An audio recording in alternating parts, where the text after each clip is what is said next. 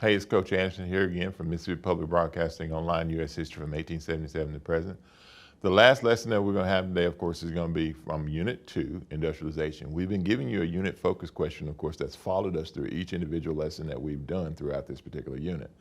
And in looking what that question said, it says, how did the United States, of course, become an industrialized society after the Civil War?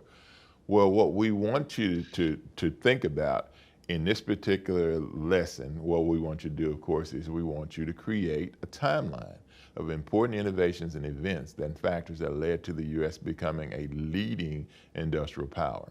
Now, what we'll do, of course, is we will include a rubric in that your teacher, of course, will use to assess the success, of course, that you have in completing of this activity.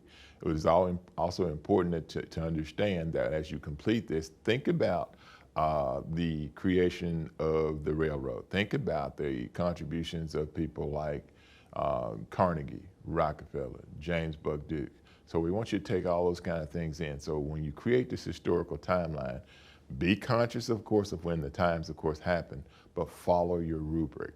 And once that's done, of course, you can turn it into your teacher, and the teacher, of course, will assess it. We hope you were able to gain some great insights about American industrialization by whatever little effort, of course, that we put in, but also by in terms of doing whatever research you did, of course, to support your own learning.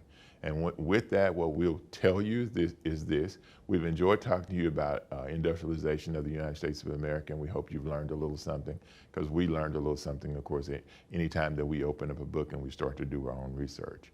So with that, what we'll tell you is that we've enjoyed having you.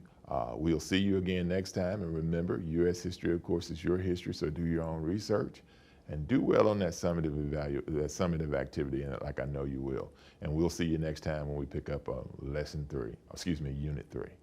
From U.S. History, Mississippi Public Broadcasting Online, it's Coach Anderson. We'll see you next time.